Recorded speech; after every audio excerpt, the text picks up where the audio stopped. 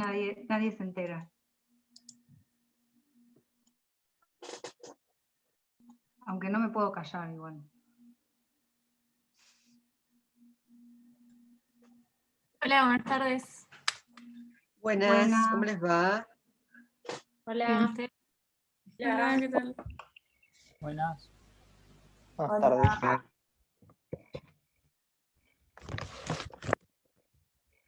¿Cómo los trató las lluvias neuquinas? Sirve para estudiar.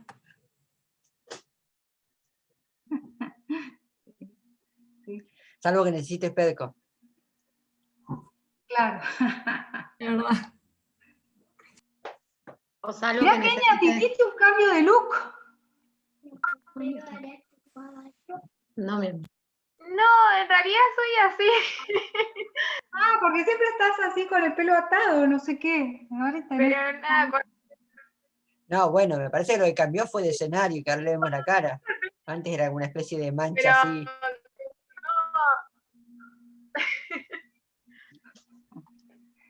Hay un problema de iluminación, me parece, más que nada. de iluminación. No, pero no sabía que tenías rulos. No me había dado cuenta. O así.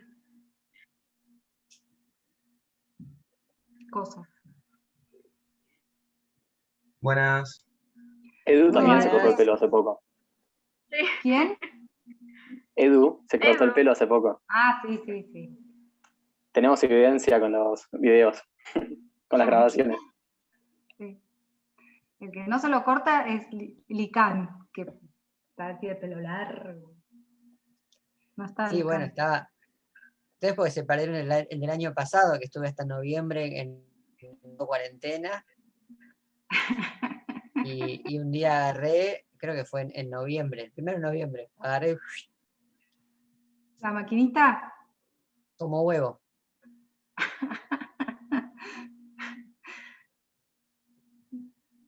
No me había cortado tan corto, creo que... Pero bueno. Bueno, a ver, creo que somos todos los que somos. Muy bien. ¿Cómo le fue? Bien, yo tengo un par de consultas, pero no, creo que entre todo bien. Menos mal que hay consultas, porque si no esto iba a ser cortito. Sí, yo también hay un par de cosas que no me terminan de cerrar. Bien, perfecto. Hoy no la tenemos a Andrea, pero cualquier consulta que no podamos evacuar nosotros, ya Andrea nos dijo que se las pasemos y de última hablamos en horario con el horario de consultas, así ya está también. Pero bueno, el ESPage es esta técnica maravillosa, como el Western Blot, también fantástica. Divide a la gente, es como el caramelo media hora, hay gente que lo ama y gente que lo odia. Básicamente en función digamos, de cuán fácil o sale o difícil no. es. Si sale o no. 30 minutos de sufrimiento. Sí, un poquito más. Yo no tengo mucha experiencia en Western Blot. Intenté digamos, lo más difícil de Western Blot es que necesitas para hacerlo anticuerpos contra la proteína que querés detectar, lo cual es muy fácil si trabajas en uno de estos modelos, estas especies que tienen todos los anticuerpos para todas las proteínas que necesitas, y no tan fácil cuando trabajas en una especie que no los tiene, en cuyo caso dependés de que justo haya cuerpo que se llama cross-reactivo, o sea que reacciona a través de distintas, digamos, para la misma proteína, los ortólogos en distintas especies, que el problema es que nunca estás muy seguro si eso si reacciona, se reacciona realmente contra lo que vos pensás que está reaccionando. El hecho de que reaccione a veces es menos sensible, con lo cual a veces esperas bandas menos intensas, y eso hace que necesites usos más sensibles. Yo creo que mi recuerdo de ir a una especie de búnker oscuro con una luz roja muy, muy, muy, muy tenue para mandar el bloque quimioluminiscente que supuestamente está hecho para detectar mínima cantidad de luz que despide la reacción en negativo. Interesante. No, solo para después tener un gran papel blanco con una manchita ahí perdida que quizás era tu control positivo.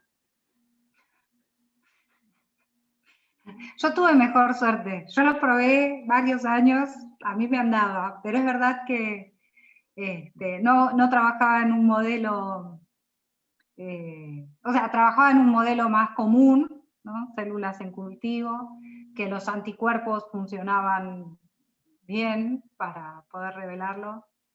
Que teníamos el kit para hacer quimioluminiscencia y que teníamos la máquina para revelar las placas también.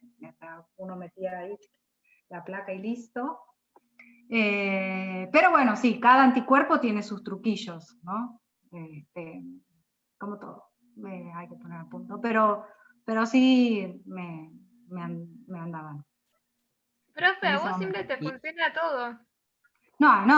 No me funciona todo. No.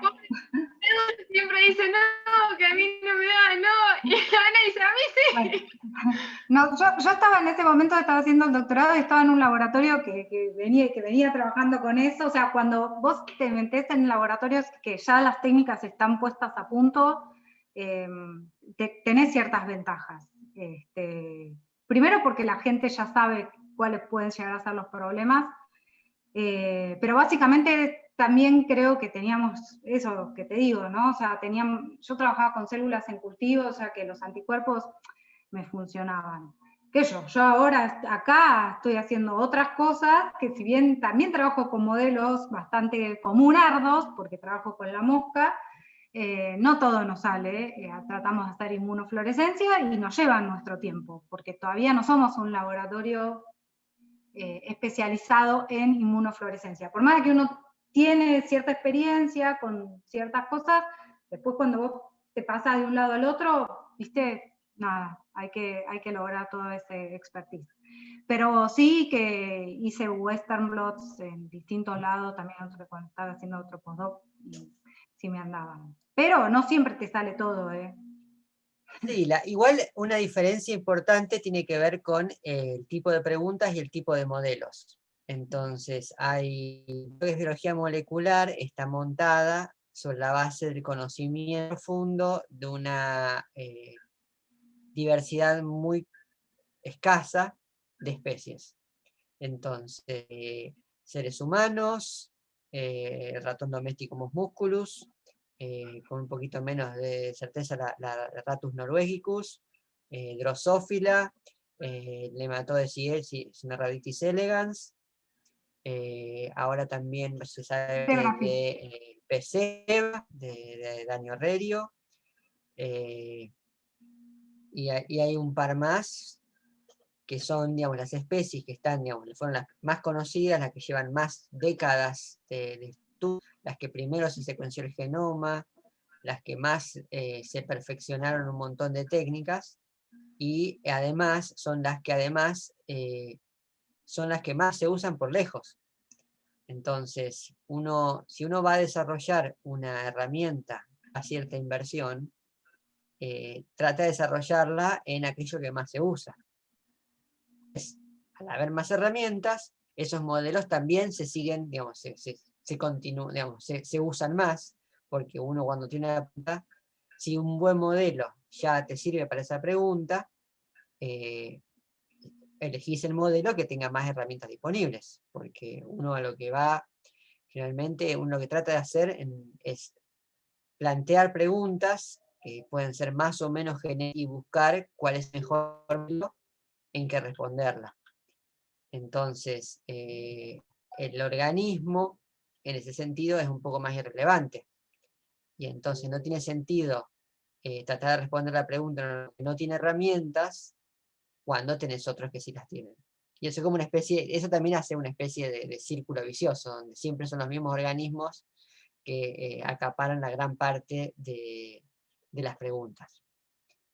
Pero todos esos organismos tienen características que las hacen peculiares, pueden ser organismos de ciclo de vida corto, con una fisiología muy orientada a reproducirse rápidamente, carecen de un montón de complejidades que tienen muchos otros organismos, con lo cual a veces no son los mejores para las ciertas preguntas. Y eso tiene que ver, bueno, también con que justamente Lore, por ejemplo, ha trabajado en preguntas que siempre se pueden aplicar, dentro de todo, a sistemas modelos, mientras que yo he trabajado mucho en un tipo de disciplinas que justamente lo que tratan es de buscar ejemplos que salen a sistemas alternativos.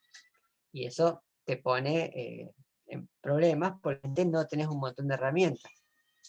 Y vamos a ver cómo algunas herramientas son más adaptables a otros organismos y que por eso han permitido avanzar un montón en el estudio de sistemas que no son modelos.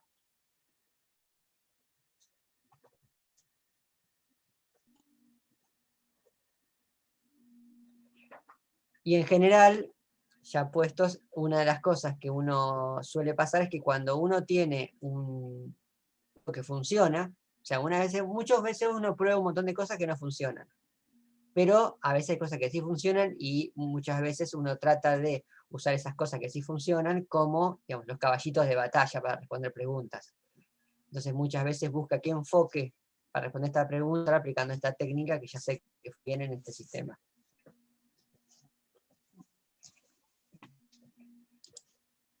Bueno, dicho eso,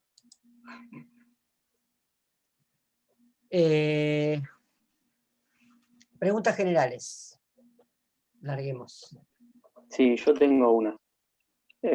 Una consulta. Viste que hay dos tipos de geles. Está el concentrador y el separador. Sí. Uno hace una solución del gel separador con tanto porcentaje de acrilamida, dependiendo de las proteínas que uno quiera correr. Esa solución la vuelca entre los vidrios y después prepara otra solución con otra concentración para el gel concentrador, ¿o es todo la misma solución? Son dos soluciones diferentes. Distintas. Y es en ese paso, o sea, primero el separador, bueno, así.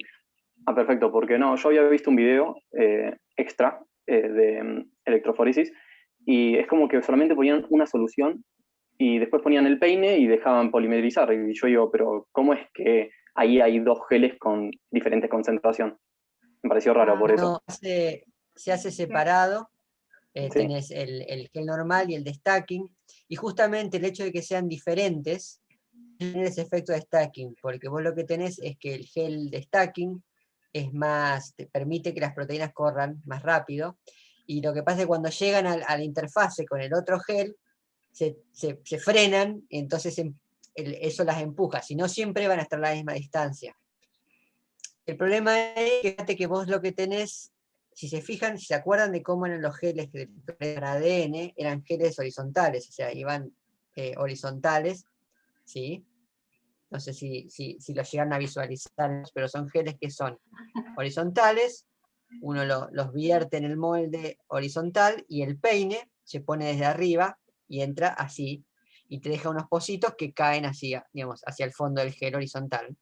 Y después la banda corre así. Estos de proteínas son geles verticales. Si se fijan laditos, el peine también se pone vertical, con lo cual lo que te deja, en vez de dejarte los pocitos de costado, te los deja como arriba. Entonces vos sembrás desde arriba, y si bien el buffer que tiene glicerina hace que eso se hunda un poco y quede lo más abajo posible, igual empezás con una banda ancha. Entonces, para lograr esa resolución, vos querés que todo corra como una fina, porque si empiezan como una banda ancha, van a correr todos, como son todos, en teoría van a correr todas las bandas a la misma velocidad, y aunque sean una banda, te va a representar como la alta posición, termina en esta posición, incluso con el mismo peso molecular. ¿Sí? Entonces la idea de poner estos dos geles es que generás un stacking, donde vos generás una zona donde hay una interfase que y los tipos van, digamos, miran rápido hasta que llegas al gel más denso y ahí se juntan todos y ahí siguen. Y en el video menciona como vos sabes, además haces un cambio de, o sea, vos lo vas siguiendo visual en la primera parte hasta que ves que todo el frente de corrida, que se está coloreado por la tinta que vos pones en el loading buffer, ves como se aplanan contra el inicio del otro, y después de cambiás el voltaje. ¿Sí? El voltaje que usás al principio, justamente, es un voltaje relativamente bajo que casi no empuja las proteínas a través del otro gel. Y después a mí me dio gracia, ¿no? Porque el video decía, usan esos gelcitos preparados comercialmente, que ya te venden en Estados Unidos, bueno, que Andrea se encarga de decir que eso acá no sucede. Y de hecho, cuando vos preparás los dos buffers, los dos geles, vos pones el primer gel, el separador, digamos, y le pones un poquito de metanol arriba. Entonces, cuando se gelifica, el gel de abajo, te das cuenta porque, no sé, como un cambio de difracción, y entonces le sacás el metanol, lo lavas con agua, después le preparás el otro, el gel, el stacking. Y sí, también, como dice Edu, en el stacking vos ves que está todo el dye, todo ese azul, como la bandota gorda, que llega hasta el límite, ahí como que frena. Después es re lindo también porque si le pones los markers de peso molecular, vas viendo cómo se van separando esos colores, que tienen colorcitos, ¿no? Se van separando. Después tengo algunas pequeñas... no, Abril, si querés. Esa parte de la del stacking la vi 83 veces y no la termino de entender. Sí, o sea que sin el stacking como que pasaría todo junto, digamos, no se llegarían a separar, sería toda una banda. Claro. Separan, o sea, se separan, pero empiezan, o sea, vos podés tener, como tenés al principio de la solución, tenés, ponerle una cantidad así, una mezcla, ¿sí? O sea que te podés tener una de 50 kilodalton acá y la misma va a estar acá. Y una de 100 kilodalton acá y la otra también va a estar acá, como todo, ¿sí? Entonces, cuando empiezan a migrar, pasa que las que son más livianas van más rápido, ¿sí? Se van a separar. Pero ¿qué te va a pasar? Ponete que va a empezar a separar y estas van a correr así y estas van a ir corriendo así, ¿sí? Al final, vos vas a tener, si bien va a haber una separación entre las de 50 y las de 100, seguiste como esta banda ancha, entonces vos te van a aparecer bandas que, bueno, si las usás, por ejemplo, un Comasi, se te van a superponer. Vos lo que querés es, en vez de empezar así, porque entonces cuando se separan, te aparecen bien diferenciadas las dos bandas. Vendría a ser como ordenarlas previamente para que corran bien en escalera. O sea, como que claro, porque no alcanza como el well, el pozo donde vos pones es grande, porque vos tenés que poner una cantidad, digamos, no, que son microlitros, igual tenés que tener suficientes microlitros para levantar todo. Si vos lo pones en un well, un poco usás la glicerina para que eso baje. Pero bueno, no va a bajar, la glicerina, la gravedad sola no alcanza para que eso, todas las proteínas se amuchen en una zonita finita. Entonces usás este truco del gel de stacking, porque vos lo que haces es vos sabés que en un gel de menor densidad, pues son geles que tienen digamos, una menos acrilamida, entonces la matriz del poro es más grande y las proteínas pasan más fácil. Y vos ponés un voltaje entonces que vos vas a hacer que se mueva todo, pero que cuando llega al otro gel, ese gel tiene una matriz tiene más concentración, una matriz más cerrada, la proteína necesita mucho más esfuerzo para ser empujada a esa matriz, y entonces el voltaje bajo que vos le pusiste, que hacía que se muevan en el primer gel, ya en el segundo no pasan. Entonces llegan, a medida que van llegando, se van quedando varadas en el comienzo del segundo gel. ¿Sí? Y ahí lográs el efecto de que queden todos bien en una bandita bien finita. Y una vez que las tenés ahí largás ahora un voltaje mucho más alto, que sí las hará moverse a través del gel. Sí, ahí me quedó más claro con lo que puso Litan también, como que se me aclaró un poco.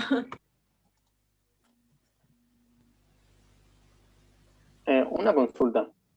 Viste que vos cuando preparás el gel, ahora no importa si yo hablo del gel concentrado separador, imaginemos que es el separador, uno lo que hace cuando agrega más concentración de acrilamida es generar, porque uno pone acrilamida y se forman polímeros de lineales, ¿no?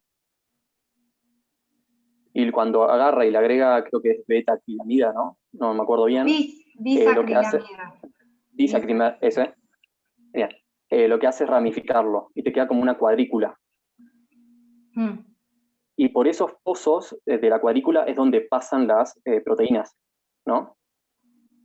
Bien, entonces cuanto más concentrado, más chico van a ser los pozos. Sí. El tamaño del poro es más chico. Bien, y por ahí es donde pasan las proteínas. Bien. Por eso en general se usan con geles más concentrados, tipo, y eso va a depender del tamaño de tu proteína que tengas que ver, ¿no? A porcentajes de geles más elevados, que es un 15%, vas a poder ver por ahí proteínas que tienen un tamaño molecular, un peso molecular más chiquito.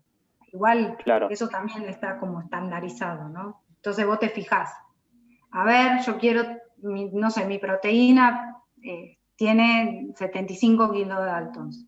Bueno, ¿en qué rango lo puedo resolver mejor?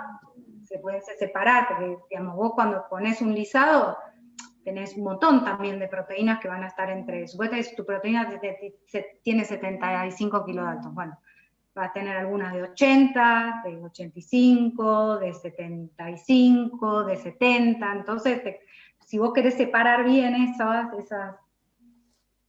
esos kilodalton, haces geles más concentrados. Si no te importa mucho o tu proteína es más grande, haces geles de 12%. En general se corren los de 12, pero también varía mucho.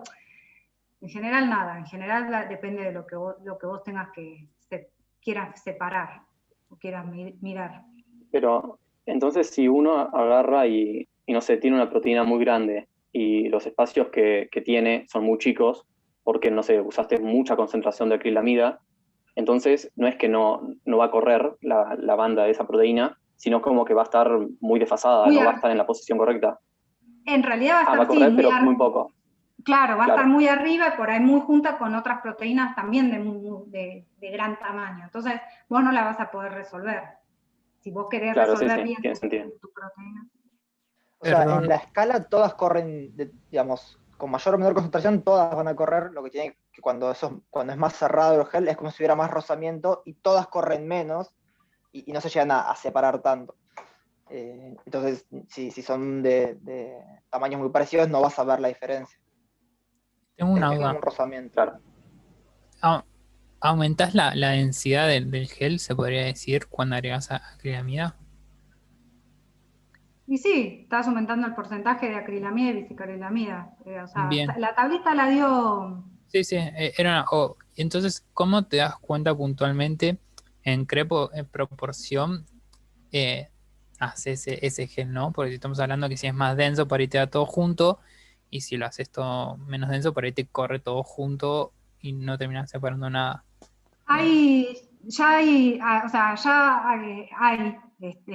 Está estandarizado eso. Si vos usás un gel 12%, tenés que usar tanto porcentaje para un gel 12% para hacer un volumen de, no sé, por decirte algo, 20 mililitros, usas tanto de acrilamida, bisacrilamida, bli, bli, bli, y te permite separar proteínas de tal y cual tamaño.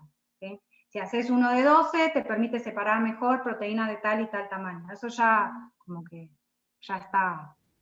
Ok, o sea que vos ya puntualmente partís más o menos sabiendo aproximadamente el tamaño de tus proteínas. Y siempre uno, viste que cómo es la vida, algo tenés que saber, y si vos no sabés nada, en todo caso yo no haría, bueno, a ver, si vos no tenés ni la menor idea, ahí vas a tener que ir probando.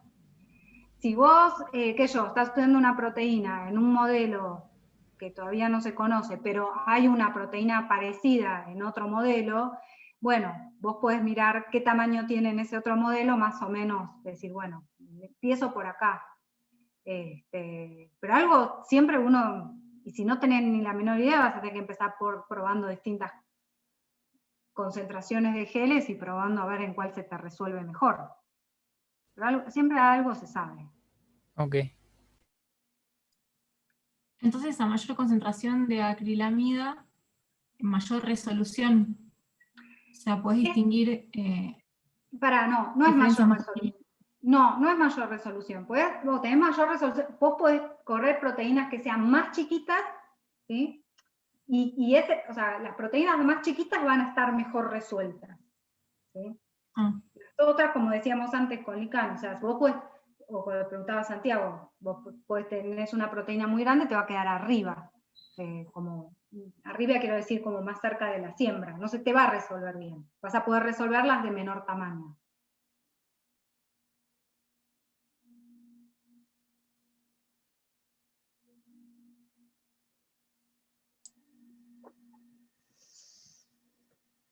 Sí, algo similar pasa con los geles de agarosa. Claro. Cuando uno a veces elige las características, digamos, hay distintas concentraciones de agarosa y además hay distintos tipos de agarosa que permiten resolver a distinto nivel.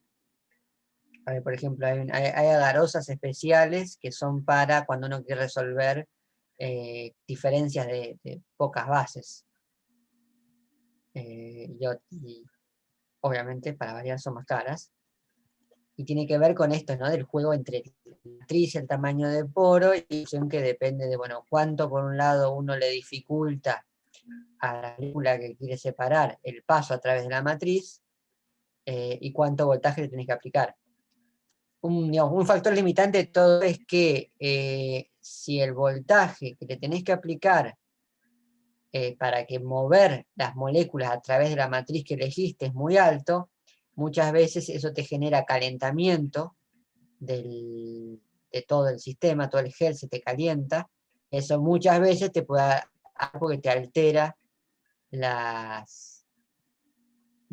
te puede alterar las proteínas y por otro lado que te puede, si es agarosa te la puede derretir directamente, bueno, ya no te... Sí, de hecho, bueno,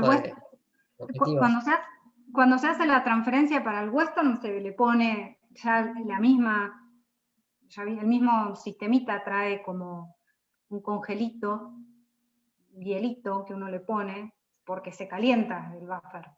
Para que no se te desnaturalicen las proteínas, bueno, le pones eso. A mí me quedó una consulta cuando lo ponen en el tanquecito, viste que le ponen el mismo buffer pero de 2 colores. ¿Por qué es eso? ¿Cómo de 2 colores? Le pone... no. El buffer... ¿No era para remarcar en qué recipiente era? ¿Si era en el interno o en el externo? Claro, era solo para diferenciar eso, pero el buffer era el mismo. El mismo, claro, es el mismo buffer, pero como que vos tenés una donde está contenido el gelcito y después la cuba, ¿no? que lo contiene todo. Y están los electrodos. Claro. Pero es el mismo, ¿lo hace para qué?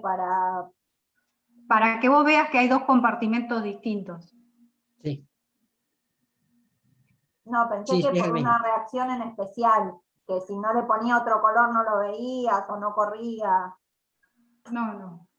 No, hay algunos sistemas electroforéticos que se llaman discontinuos, donde, por ejemplo, típicamente cuando vos haces un gel, por ejemplo, gel de agarosa, usás el mismo buffer que va a estar, digamos, bañando todo en la cuba, es el buffer que usás para hacer el gel. O sea, vos, por ejemplo, cuando haces agarosa, diluís la agarosa en ese buffer, y entonces como que el componente líquido tiene los mismos componentes.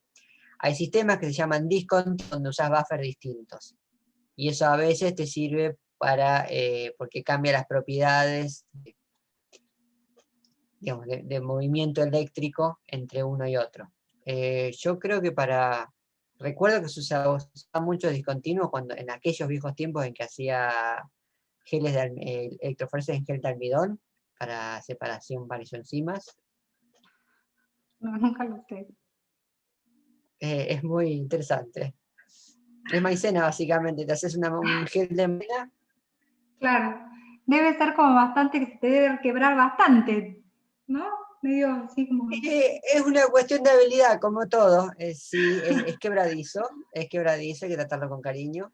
Y después, interesante es que vos es como son geles gruesos, y uno generalmente para hacer isoenzimas lo que hace, no sé si hablamos de isoenzimas en algún momento, es como muy, muy antiguo. Isoenzimas son variantes de la misma, digamos, variantes alélicas, o teóricamente variantes alélicas. Lo van a ver en genética igual, ¿eh? Sí, lo van a ver en genética, seguro. Sobre todo porque yo los conocí haciendo la tesina con la profe de genética. Así. Y las isoenzimas son enzimas, o son genes para una enzima, que están codificados en un único gen, en el cual a veces hay dos alelos, dos variantes para ese mismo gen, y esas dos variantes cambian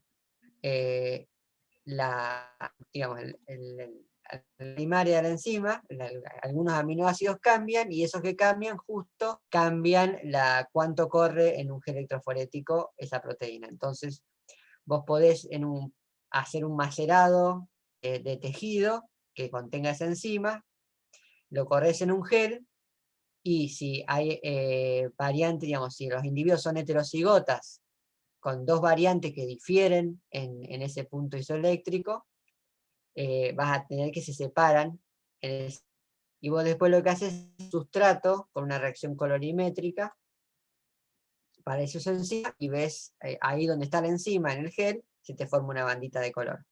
¿Sí? Entonces vos tendrías, si tenés, ponerle que tengas un sistema con dos alelos, tenés el primer alelo, los homocigotas tienen la banda acá, el segundo, los homocigotas para el segundo alelo tienen la banda acá, y los heterocigotas tienen las dos bandas.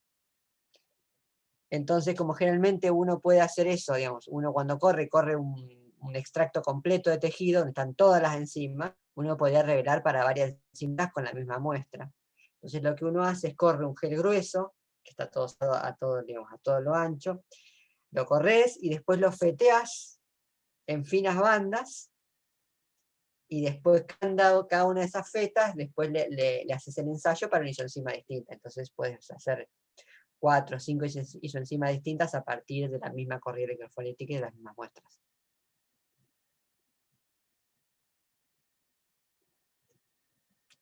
Después de aprender con esos genes, toda otra electroforesis se te hace cuesta abajo.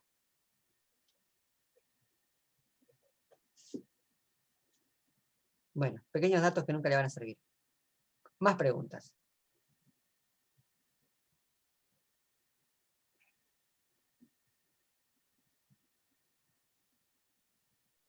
Yo no entendí muy bien, digamos, la función del TMED.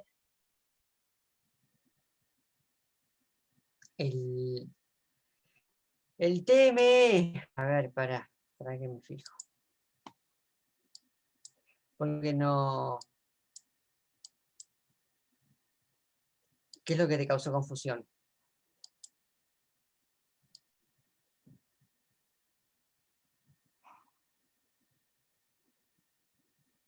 Digamos, no entendí acá, porque, digamos, dentro de la parte donde dice el desarrollo del trabajo práctico, el TMED es justamente como para, digamos, como parte, digamos, del gel que uno arma. Eso es lo que no me quedó a mí del todo claro. El TMED es, si mal no recuerdo, lo que hace es lo que hace que se polimerice la poliacrilamida. Ah, claro. Ok. Entonces la gente es como cuando vos trabajás con resinas, estas resinas epoxi, que vos tenés un componente, digamos, que cuando le agregás el otro componente, eso hace que solidifique. Bueno, es claro. la misma idea. Vos tenés la acrilamida en solución, y para que polimerice, agregarle el TMED. Claro, ok.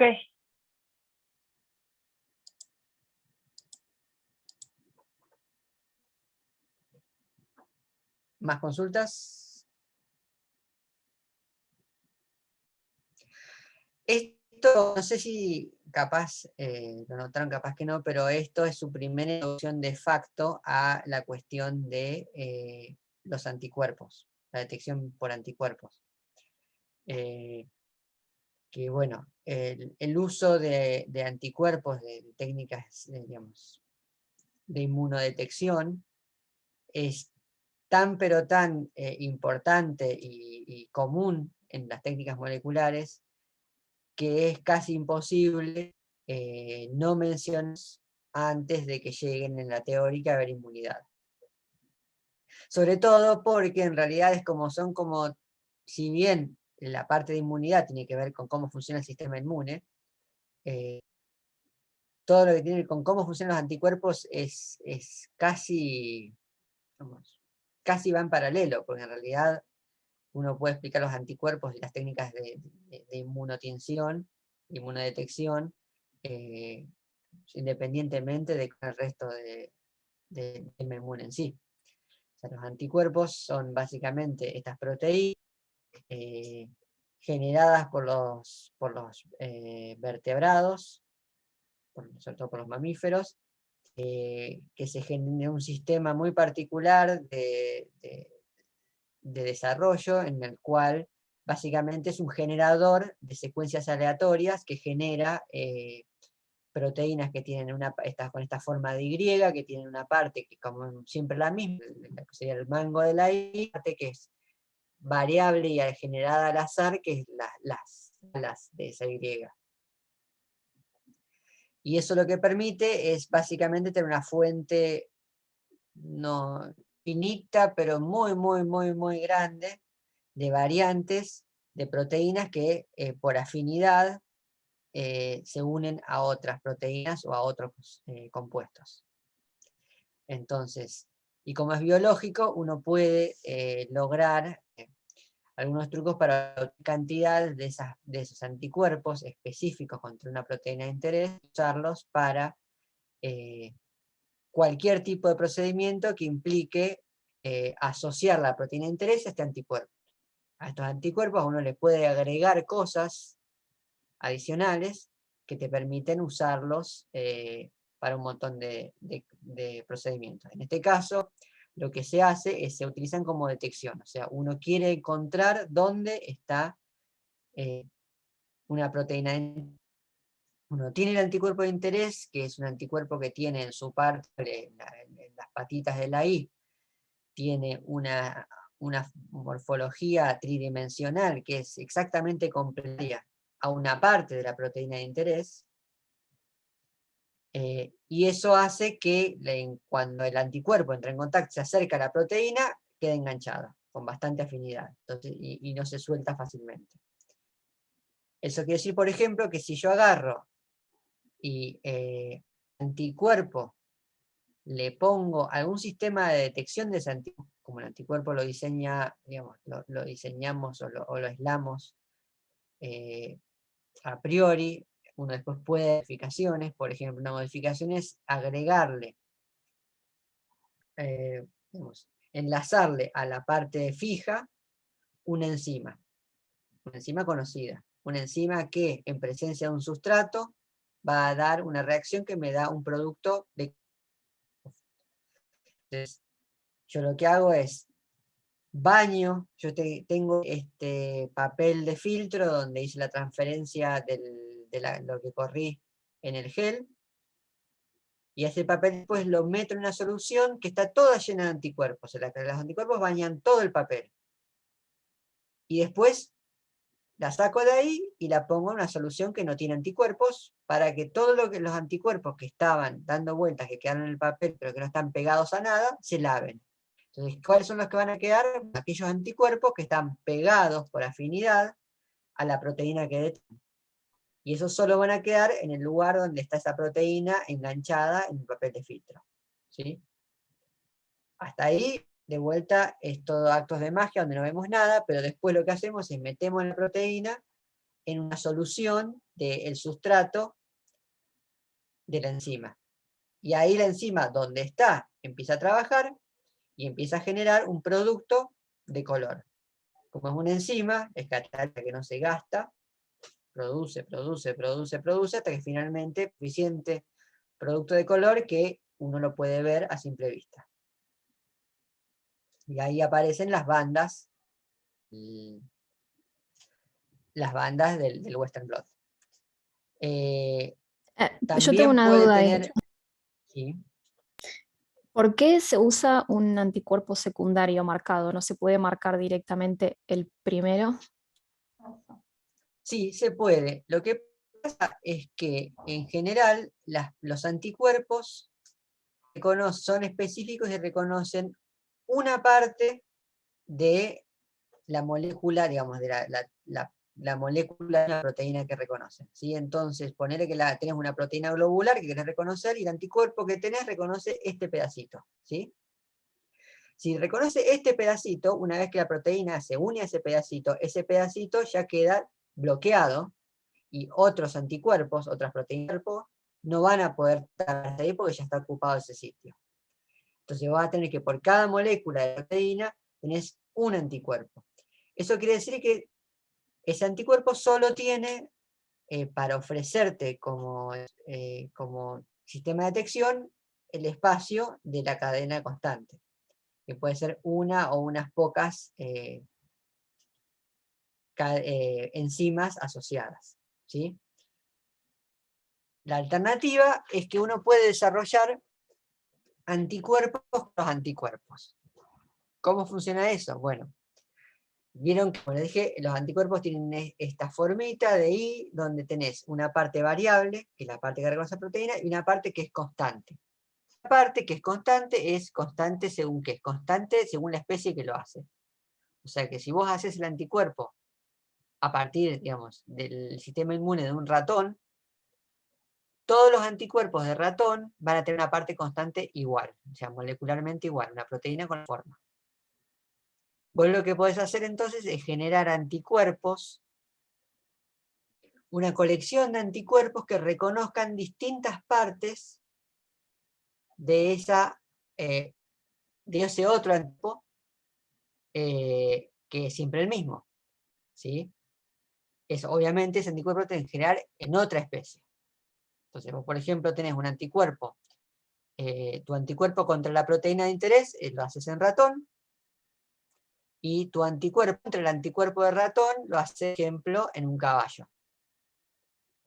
Entonces, vos lo que lográs es que a cada molécula de anticuerpo de ratón que está reconociendo a tu proteína de interés, vos podés detectar esa única molécula de anticuerpo con múltiples moléculas de anticuerpo contra la parte constante del anticuerpo de ratón que hiciste en caballo, ¿sí?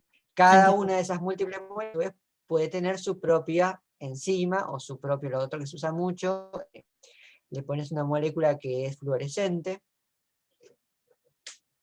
Entonces, con moléculas es mucho más fácil, es mucho más obvio, porque si vos tenés una molécula fluorescente por anticuerpo, si vos solo podés pegarle un anticuerpo por molécula de proteína a detectar, vas a tener un X de señal. Si vos podés pegarle 10 anticuerpos secundarios a cada anticuerpo primario, vas a tener 10 más señal. Claro, maximiza la señal, ahí entendí. Es un proceso que se llama de amplificación, y de hecho, podrías tener anticuerpos terciarios, que es un anticuerpo hecho en una tercera especie contra la parte fija de la segunda especie. Entonces, el sistema de combinación de anticuerpos lo que te permite es generar, digamos, amplificar la señal tanto como necesites, por un lado. Por el otro lado, lo que te permite además es simplificar el sistema porque se vuelve modular. Fíjate que acá lo específico es el anticuerpo primario que es contra tu proteína de interés, o contra tu sustancia de interés, no siempre son proteínas. Pero el secundario, la única especificidad que tiene es contra la especie del primario. Entonces vos podés usar los mismos secundarios, el mismo frasquito que comprás de secundario, para un anticuerpo contra hemoglobina, digamos, un anticuerpo contra C de ratón, vos podés, en el ratón podés tener un anticuerpo de hemoglobina, un anticuerpo contra tubulina, un anticuerpo contra cualquier otra molécula, y usar el mismo sistema de detección secundario, cualquiera de esos, mientras sea de ratón. Y también te permite combinar, porque vos podrías, por ejemplo, detectar dos cosas a la vez usando anticuerpos primarios de especies distintas, y después anticuerpos secundarios de distinto, también de distinto animal, contra las especies y los anticuerpos primarios. Como que ahora me surgió una duda, porque escuché varias veces el video y como que lo de las enzimas lo interpreté de la misma forma que si le pones una molécula, digamos, fluorescente, pero en realidad vos con una enzima lo que ves es el subproducto de esa enzima, ¿no? Claro, ves el producto de la reacción. ¿Y cómo eso? No llego a entender cómo eso te da las bandas donde están las proteínas. Tipo, un subproducto de la enzima te marca. Y porque básicamente vos lo que querés, ¿qué es lo que uno quiere ver cuando uno hace este tipo de procedimientos? ¿Cuál es el objetivo? Poder determinar el peso molecular. Poder determinar el peso molecular, porque si quisieras solo ver la presencia, lo podrías hacer como se hace un ensayo que no vemos, pero que básicamente son los ensayos colorimétricos que se hacen en una plaquita. Es digamos, una cantidad pequeña de tu extracto, pones el anticuerpo, y tenés un sistema que, digamos, que hace más color cuanto más cantidad del anticuerpo se une a la proteína de interés. ¿Sí? Y eso lo medís en digamos, cuanto más color, lo medís en una placa que tiene un espectrofotómetro, básicamente, que mide absorbancia, y ya está. Todo el trabajo adicional de meter un gel, hacerlo correr y separar, después pasarlo a un filtro y finalmente revelarlo, es porque vos lo que querés ver es dónde está. ¿Sí? Para ver dónde está, dónde terminó en todo ese papel de filtro la proteína, vos lo que necesitas es alguna manera de saber en dónde quedó.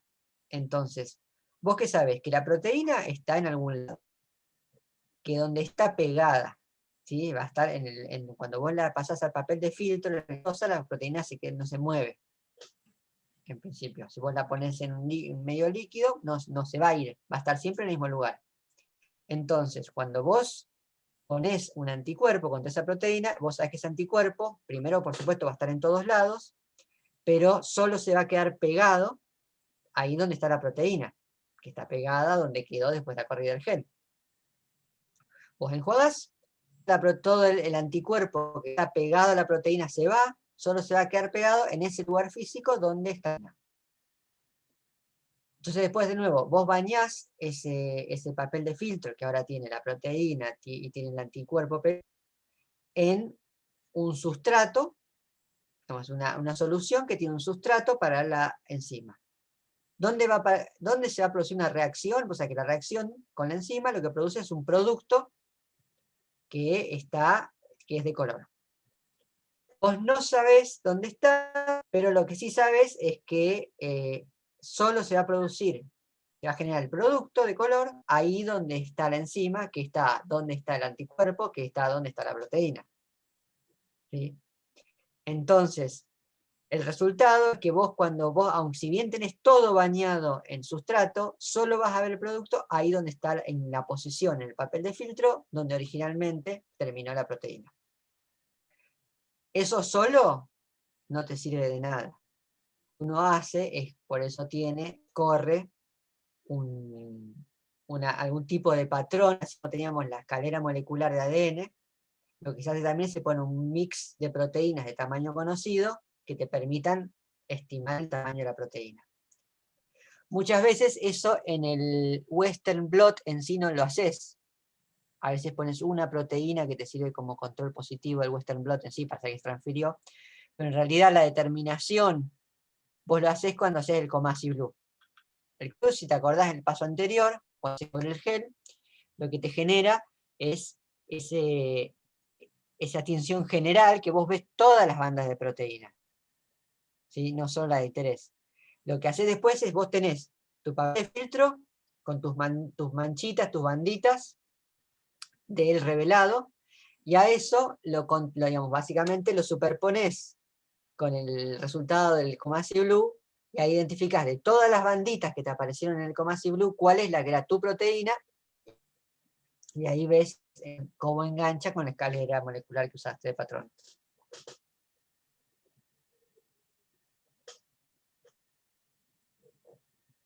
¿Ahí queda un poco más claro? Sí, sí, aparte también se me mezclaba con eso de la tinción, para qué sirve cada cosa, quedó más claro, sí. Siempre hay como técnicas genéricas de visualización que te permiten, por ejemplo, ver una categoría amplia de moléculas, técnicas que te permiten ver todas las proteínas, o pueden ser técnicas que te ven todas las proteínas con cierto tipo de aminoácido, o con cierta característica, y hay técnicas muy específicas, como son las que usan anticuerpos, que te permiten ver precisamente aquella proteína que tiene una configuración molecular idéntica a la que se usó para generar anticuerpos.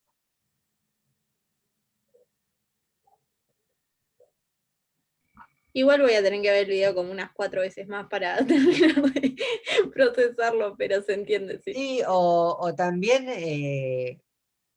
y buscar, digamos, poner en YouTube Western Blot, que hay varios otros videos que lo explican de un modo distinto, y a veces verlo de distintas maneras a veces te ayuda mucho más. Claro, sí.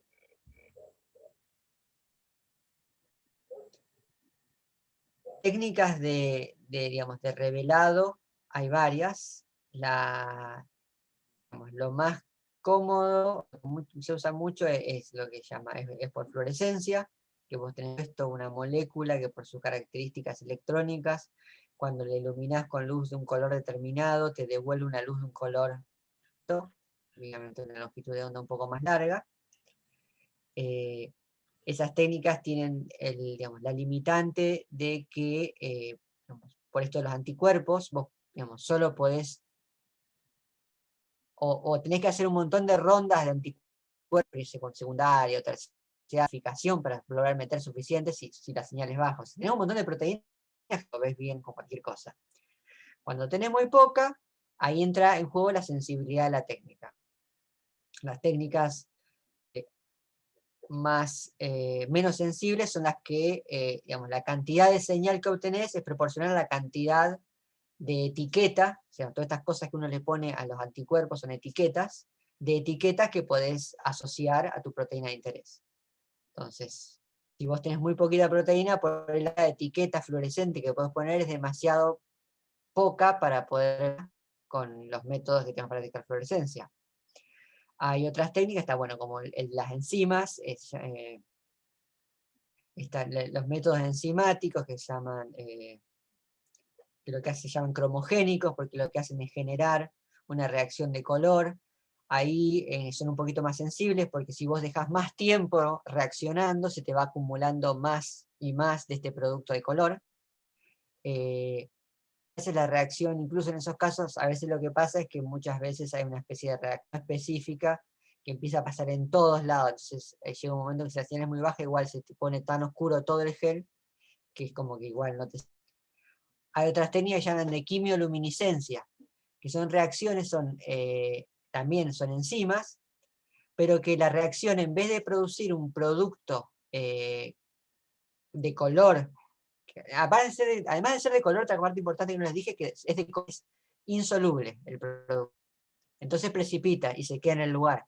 Si fuera soluble no te sirve de nada, pues en el medio. ¿Sí? Un pequeño detalle. Tienen que ser productos que son de color y además insolubles, entonces sale de la solución y queda ahí donde se generó.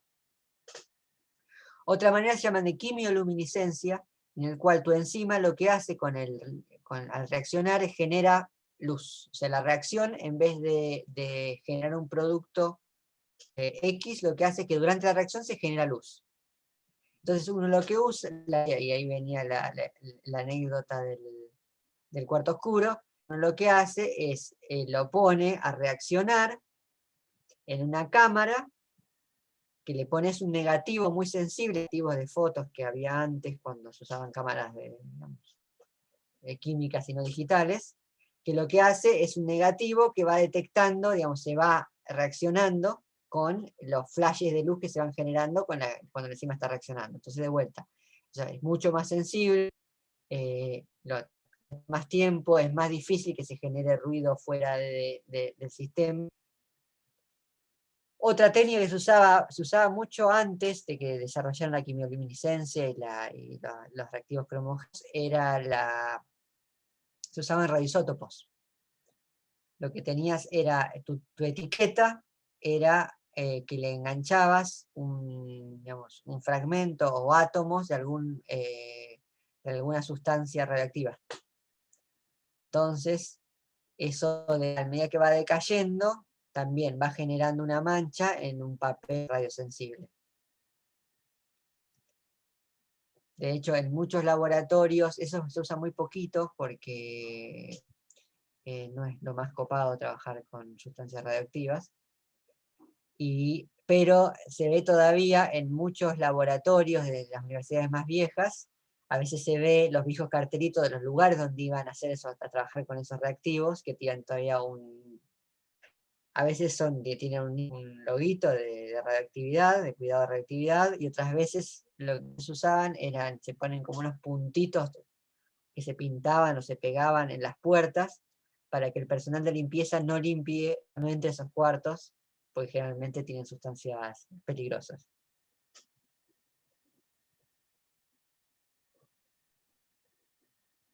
Yo tengo una duda respecto de lo que dice el desarrollo del TP. Cuando vos pones las muestras, que ponías todo el lisado de proteínas, más el plásmido, y después la otra con otro plásmido. Sí. Eso no me queda muy claro cómo. Vos agarrás, lisaste toda la bacteria, le sacaste toda la proteína y mandás todo eso. Sí, porque se supone, como es un plásmido de un vector de expresión, se supone que vos lo insertaste en las bacterias para que generen la proteína. La diferencia, muestra 1 y la muestra 2, fíjate que tenés 3 muestras. La muestra tiene las bacterias con el plásmido, en otra también tiene las bacterias con el plásmido, pero en la otra lo que hiciste fue inducir, las incubaste a otro set de bacterias en IPTG. El IPTG se usa para inducir la expresión del gen del plásmido. Entonces, los plásmidos que son inducibles con IPTG, le pones IPTG, la proteína recombinante, esta GST, TBC, BRF. En ausencia de IPTG, las bacterias tienen el plásmido, pero no van a expresar la proteína. La idea de hacer estos dos experimentos es verificar que lo que vos vas a detectar, digamos, que lo que vos detectás sea, o sea, en teoría vos tendrías que tener un positivo, digamos, una banda en la muestra 2 y no en la muestra 1. ¿Sí? Porque la muestra en principio no debería expresar esa proteína, porque no debería expresar el plásmido. Y eso es porque si vos encontrás que tenés positivo en los dos, entonces quiere decir que la bacteria tiene información genómica propia, independiente del plásmido, para esa proteína, y que es probable entonces que no sea la proteína que vos estabas intentando. Claro, lo que no me quedaba claro era eso, que si yo ponía todas las proteínas de la bacteria más la del plásmido, o no, o cómo era el cóctel ese. Y en realidad, vos ponés todo, o sea, vos lisás la bacteria y todo lo que estaba adentro va a la mezcla.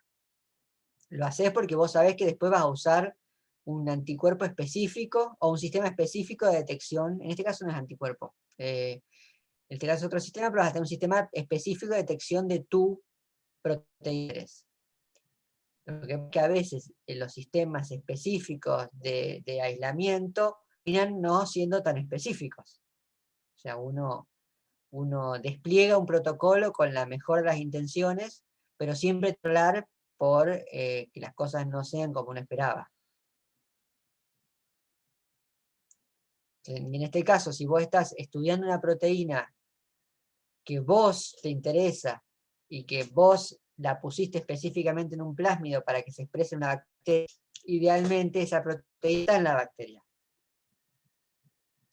Y si vos la empezás a detectar que no debería tener esa proteína porque nunca la induciste a expresarse, quiere decir que algo, probablemente tu sistema de detección, específico a tu proteína de interés. Y si no te sirve para detectar tu proteína de interés, entonces tenés que cambiar, digamos, de sistema de detección, porque este te va a dar información que capaz nada que ver. Bueno, esa es siempre la importancia de los controles negativos. O sea, acá en la muestra 1 es un control negativo. Es un control que vos sabés que si todo sale bien, no te tendría que dar un resultado. Una banda en este caso. Y por lo tanto, el hecho de que el control negativo te dé una banda quiere decir que algo está mal.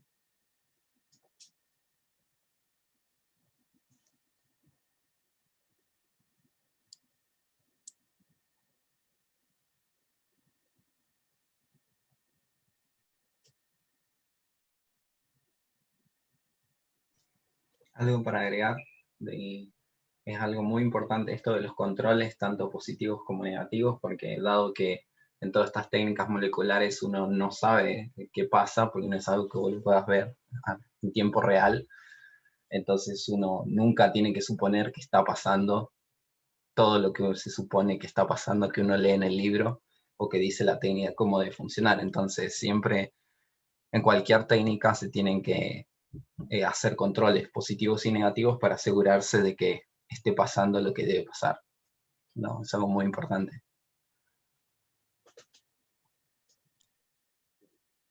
Así es, sí, sí. Pero al principio, cuando está empezando a desarrollar una técnica o aplicándola por primera vez en un sistema experimental.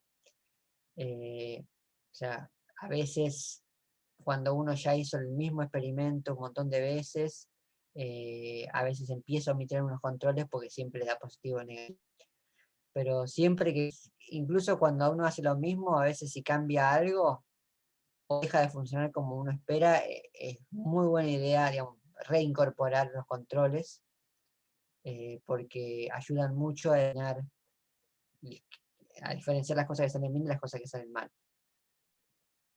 Y bueno, y en general, en la mayoría, cuando uno publica los resultados de un experimento, uno siempre tiene que mostrar qué controles positivos, además de los resultados, qué controles positivos, porque a veces hay muchas maneras distintas, hay muchas cosas distintas que se pueden controlar, y a veces uno, digamos, piensa que lo que usó como control es lo que corresponde, y cuando revisas dice, no, en realidad tendrías que haber chequeado esto otro de esta manera para controlar por esta otra variable.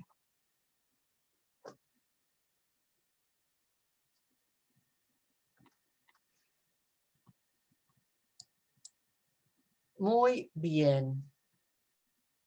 Yo tengo una consulta. Dale. Sí, yo me acuerdo que en el video mostraban algo comparando con un anticuerpo, digamos, el anticuerpo específico que ahora no me acuerdo que tenía en ese momento, y comparando con otro anticuerpo que si mal no recuerdo era betaxina. Justamente esto a modo de control que lo hace. A ver, estoy tratando de pensar. Vos decís comparándolo con cuál.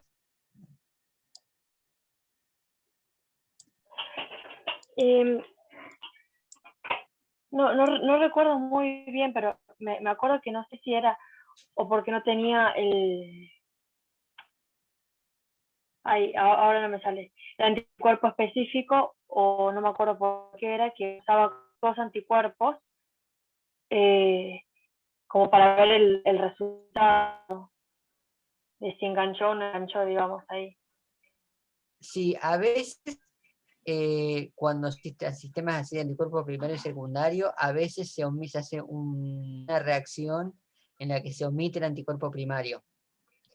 ¿Por qué? Porque a veces el anticuerpo secundario, o sea, uno confía en, digamos, la especificidad de que los anticuerpos solo se enlazan, solo se ligan a aquella parte de la proteína que reconocen, y a nada más.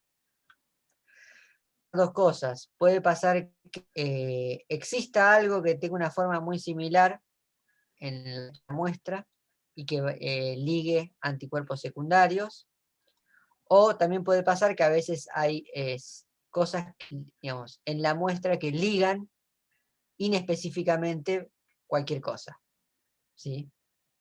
Entonces, cualquiera de esas dos circunstancias va a hacer que tu anticuerpo secundario se ligue a algo que no es el anticuerpo primario, y por lo tanto la señal te aparezca en un lugar distinto donde realmente está tu proteína de interés. Entonces, en esos casos, hablar que eso no esté pasando, uno muchas veces omite el anticuerpo primario, porque en ausencia del anticuerpo primario, en principio el secundario no se debería enganchar a nada, y se lava cuando haces el proceso de lavado, ¿sí? Y no te debería dar nada. Si a vos te da algo, quiere decir que se pegó a algo. Y incluso si eso sucede, Claro. a veces eso te ayuda a determinar cuál es el... Vos podés decir, en duplicado el experimento, en uno le pongo anticuerpo primario y veo que me aparecen una serie de bandas, me aparecen 4 bandas, ¿sí? Y vos decís, bueno, ¿cómo puede ser que la misma proteína tenga 4 distintos? Hay variantes, son pedazos, se engancha con otra proteína, montones de preguntas. Entonces vos haces un control con la misma, digamos, basado en el mismo experimento, en el cual no le incluís anticuerpo primario. Que ahí te aparecen 3 bandas de las 4 que tenías en el otro. Entonces, tu conclusión ahí es que, bueno, esas bandas corresponden a alguna otra cosa que captura el anticuerpo secundario y que no es lo que vos querías. Entonces vos podés, incluso en esa situación, gracias a este control sin el primario, definir que no, tu proteína que detectar esas 4 bandas, que es la que no te aparece en el control sin primario. Por ahí le podés aumentar el bloqueo también. A ver si... También está el bloqueo, bueno. A ver si así lográs limpiar un poco. Que no se te Claro, pegue. ahí también está el paso que mencionan de bloqueo, que es el que usan alguna otra cosa, donde vos lo que haces es, antes de aplicar tu anticuerpo primario, y a veces también antes el secundario, bañás la membrana con una acción que contiene algún tipo de proteína típicamente, muy abundante, que se va a pegar a cualquier cosa que sea pegajosa. ¿Sí? Y eso es súper importante, porque en general se usa leche descremada, que es bastante barata, pero tienen que tener cuidado, porque la leche descremada también se honguea. Entonces, si ustedes tienen hongo, eso también puede ayudar a que haya inespecificidad, digamos, ¿no? Así que tienen que medio que prepararla en el momento, pero es baratita. Siempre sí, leche descremada en polvo. Sí, son esos ingredientes extraños que aparecen de repente en los gabinetes de reactivos donde vos abrís y tenés típicamente sal muy cara, azúcar muy cara y leche en polvo, que me parece que en general se usa la leche en polvo de supermercado, ¿no? Sí, esa. Bueno, parece no como vienen nosotros. leche en polvo. Nosotros tenemos en el laboratorio polenta, tenemos, ¿qué más tenemos? Azúcar. Azúcar negro, levadura así en polvo, pero no la que se usa para hacer medios para crecer levaduras. No, la que se usa para pizza, ¿no? Así. ¿Qué más? No sé, todo eso es parte de nuestro stocks de drogas para cocinar la comida de las moscas, es muy gracioso. Y usamos ácaros. Por otro lado, no es raro ver en digamos, los gabinetes, los armarios donde se guardan los stocks de drogas, carteles típicamente pegados cerca de donde está el frasco de sacarosa de Sigma, diciendo que por favor no usen la sacarosa de grado molecular para el café. Claro, sí, sí. No, el mejor que vi de eso fue una ahí en el Moose Hall, en el MBL, que tenían un cartel que decía, una plaquita que decía que por favor solo usen los stocks de etanol de grado, digamos, de grado etanol puro para usos experimentales, porque es muy difícil conseguir las licencias para comprarlo y no quieren perderlas cuando esto vienen de la época de los años 30 de la ley seca en Estados Unidos, que desde entonces en Estados Unidos no se consigue alcohol puro. Si vos vas a comprar alcohol en la farmacia, el alcohol que viene se llama desnaturalizado y tiene una mezcla de otras cosas que lo hacen totalmente impalatable y tóxico. Y bueno, conseguir y todos los laboratorios tienen que tener, las universidades tienen permisos especiales para comprar el alcohol, digamos, común, no bendizo absoluto. Y bueno, se ve que no sabía. El acceso a ese alcohol era muy preciado. No sabía eso. Sí, también, por ejemplo, los usos de los microondas, ¿no? Hay microondas para calentar la comida y otros que no se usan para eso, porque para hacer los geles de agarosa, la agarosa ¿cómo se dice? Se meltea, pero ¿cómo se derrite. Es? Se derrite usando un microondas.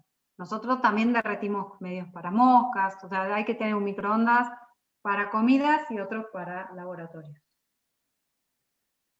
Y los carteles están también, porque si no, el que no sabe va y calienta en cualquier cosa.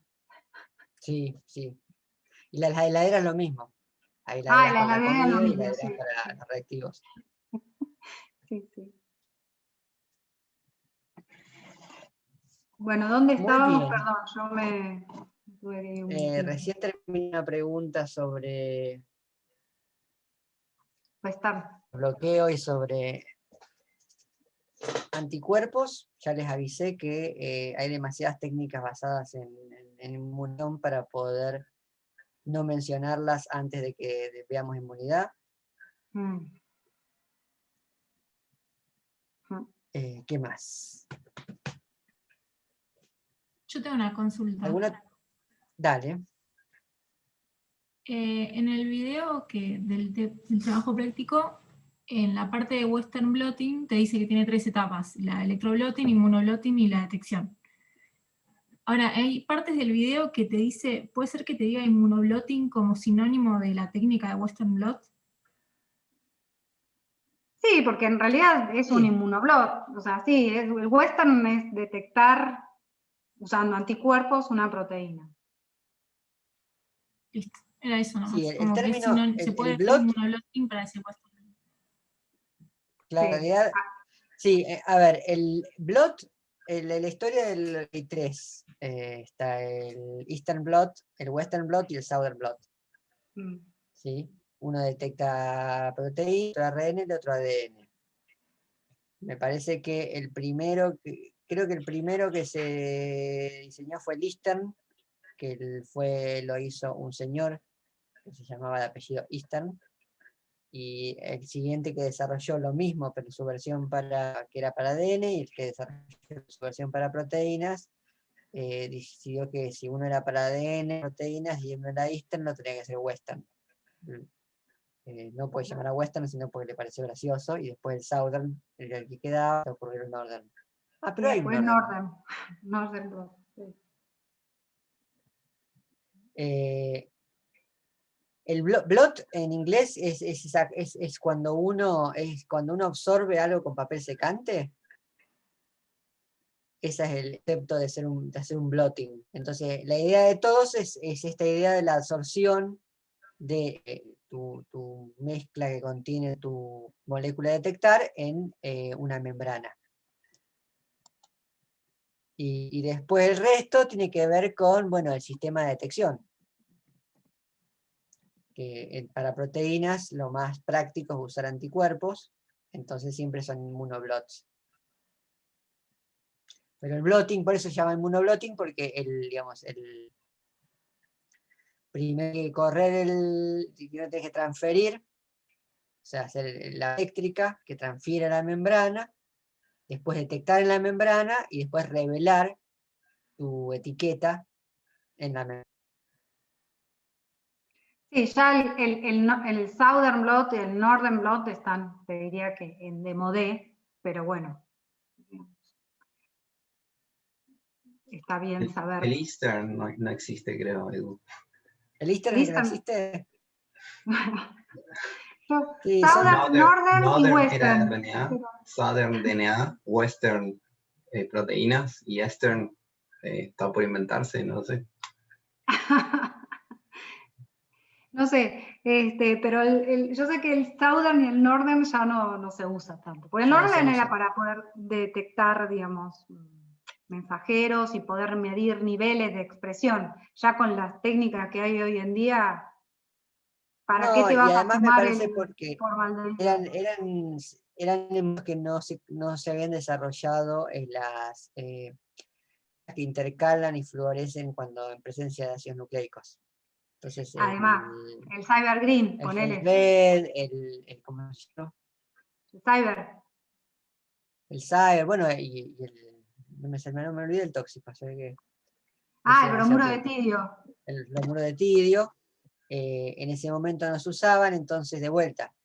Siempre era una época en se ve que sobraba radioactividad a los lados, como en la época de la Guerra Fría, los reactores nucleares, sobraban isótopos. Ahora no digas tanto eso porque yo... Todo se detectaba con radiación.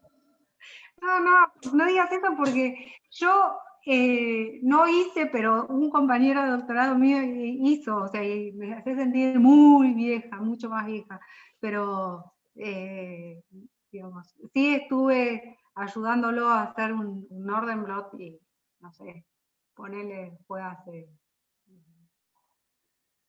que habrá sido, hace como 20 años ya, ¿no? Sí, igual las tienen una inercia importante. ¿Qué? ¿Las qué? Y las técnicas tienen mucha inercia. Sí, o sea, sí.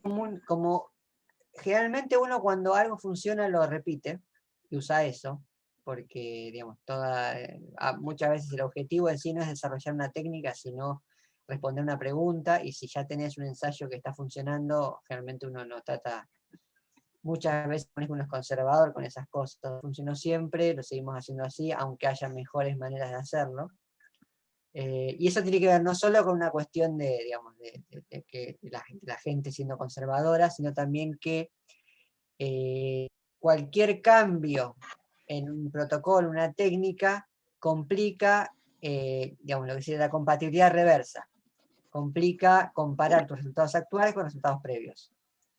Entonces, no es solo una cuestión de que yo lo hago así porque siempre lo hice así, no tengo ganas de ganar, sino que muchas veces necesitas un buen motivo para cambiar, porque sabes que no te puede dificultar la comparación de lo que vas a hacer a partir de ahí con todo lo anterior.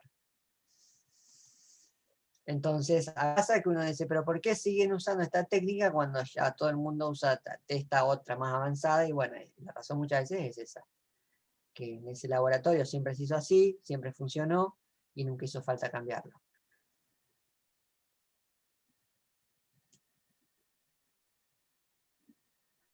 La gente es reacia al cambio, che.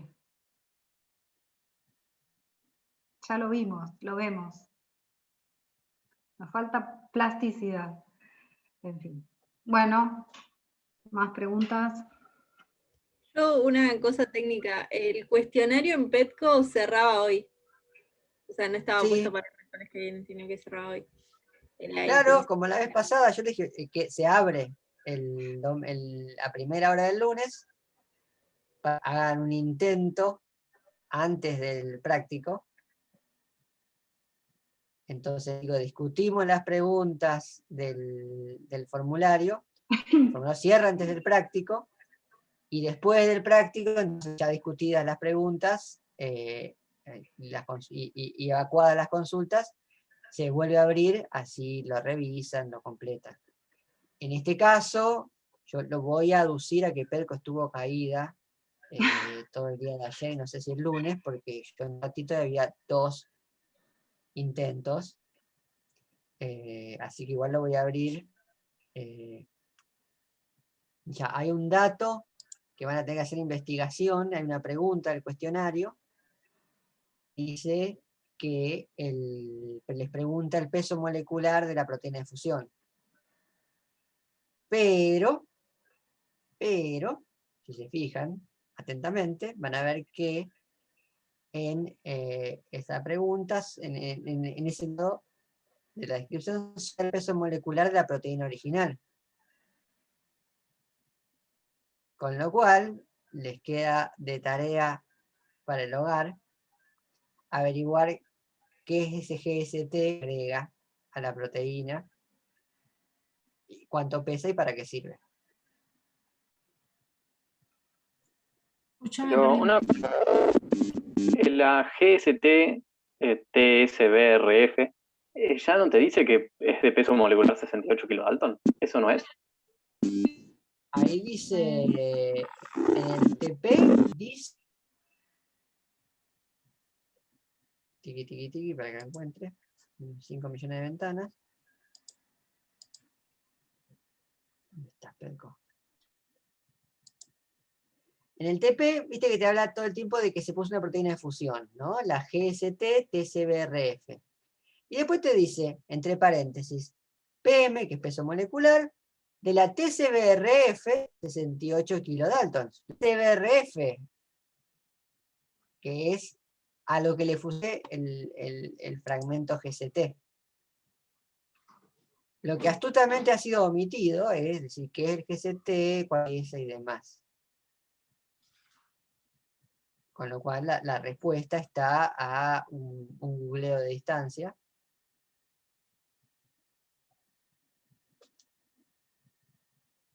Pero bueno, en teoría, si lo hubiesen, yo ya en Peco, pese a que las preguntas ya están en el video, pero si ya lo tenían más o menos, por lo menos se habían topado con el inconveniente ahora, lo podíamos charlar, pero ahora va a quedar para la semana.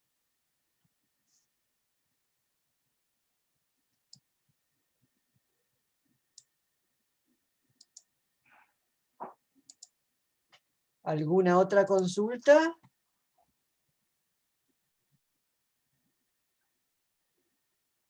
¿Hasta cuándo entonces te pegar el cuestionario? Hasta la... Y ahora cuando terminemos lo abro de nuevo y queda hasta el miércoles que viene. ¿Cómo se llama? ¿GST de dónde viene? No sé si lo hice también ahí, creo que no. O directamente se llama así. Yo me pregunté lo mismo que ustedes y... Glucatión S-transferasa. Ajá. ¿Y cómo supiste? Google. Bien.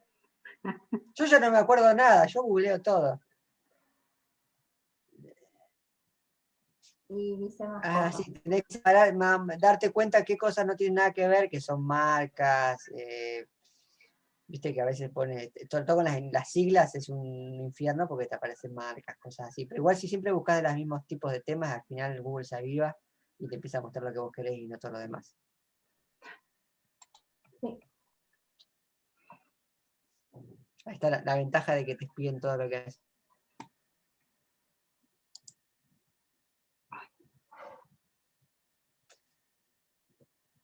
Muy bien. Si se les ocurre algo antes de que terminemos de hablar, adelante. Si no, yo voy a comentar. Como verán, hoy, esta semana, no hemos incorporado nuevo material teórico, así que pueden ponerse al día con lo que falta. ¿Vieron la clase de Nico? Yo estoy en eso. También. Sí, hay que... Mucho nombre, mucha sigla. Bien difícil. Sí, así es. Pero bueno, la sigla es justamente porque después uno se acostumbra a la sigla y no tenés que decir cada vez el nombre, porque si no, toda clase y toda charla se tira al triple de tiempo.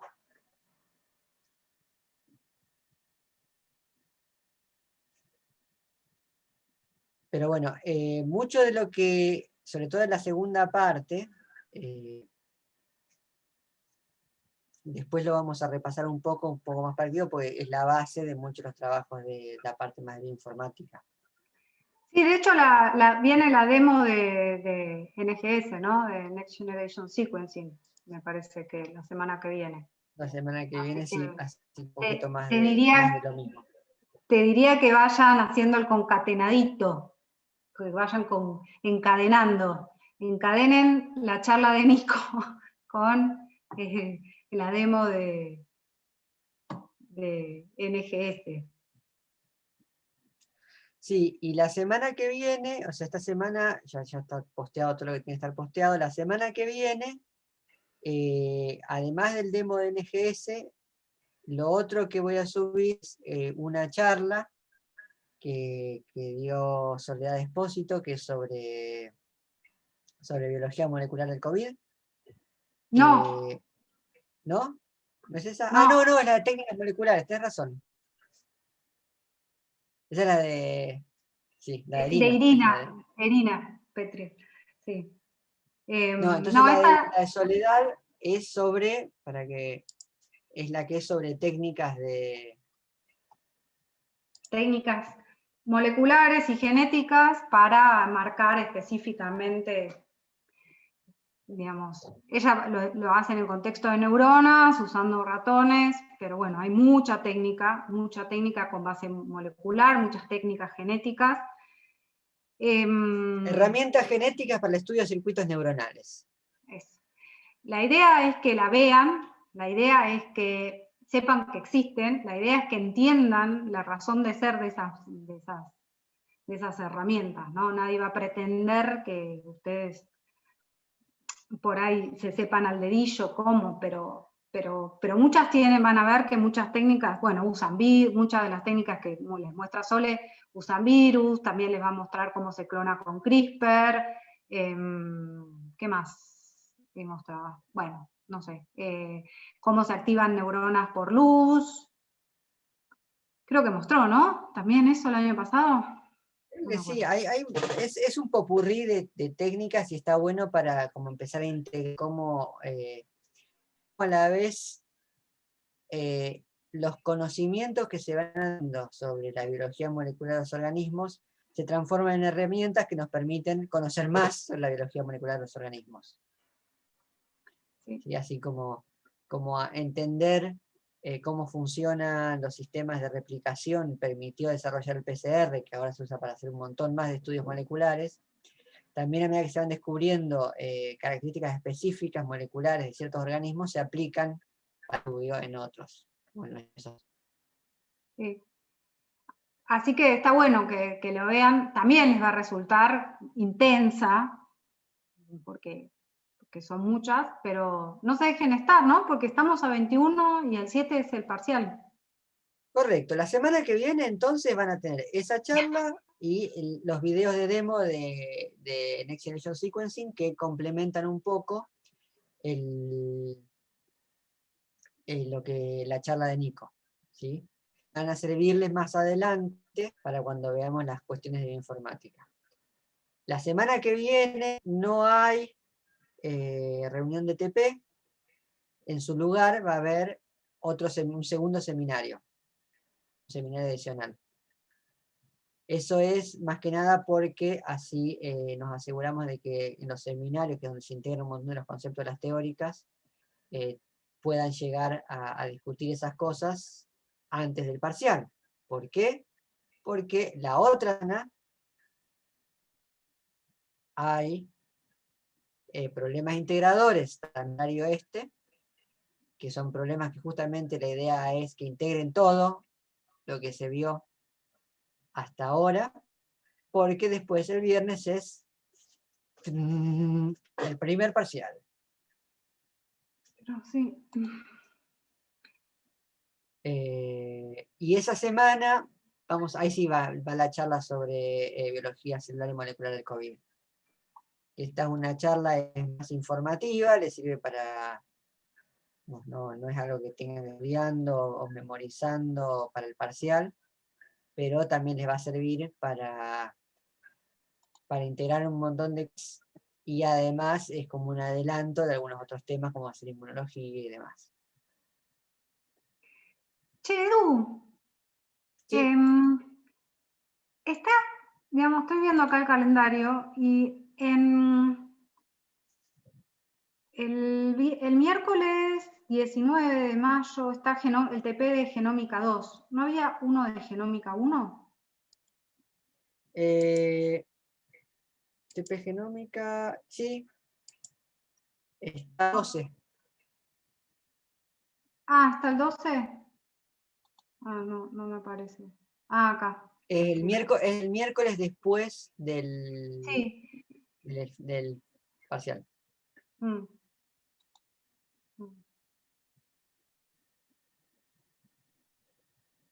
Preguntas, todos sabían que iba a llegar un parcial, ¿no? Esa parte que todos sabemos y nadie quiere hablar.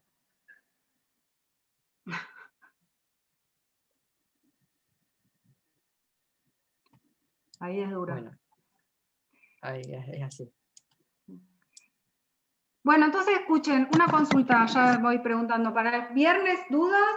¿Me vienen juntando o no? ¿O lo piensan? Bueno, lo piensan. Bueno, bueno, no sé, si no hay nada más, yo, Edu, Licani y ese, si quieren, si nos quedamos un minuto, porque me acaba de surgir una dudita. Bueno, dale. Bueno, ya saben, consultas por ahí en el foro. Si Pedco se cae, pueden también ponerlas como comentarios en los videos. Por suerte YouTube es independiente de que se inunde Neuquén.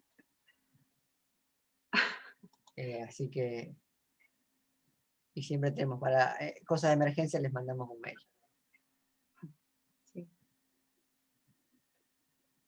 Muy bien. Bueno, Nos hasta vemos. la vista. Hasta luego. Adiós. Chao, hasta luego. Chau, Adiós. chau.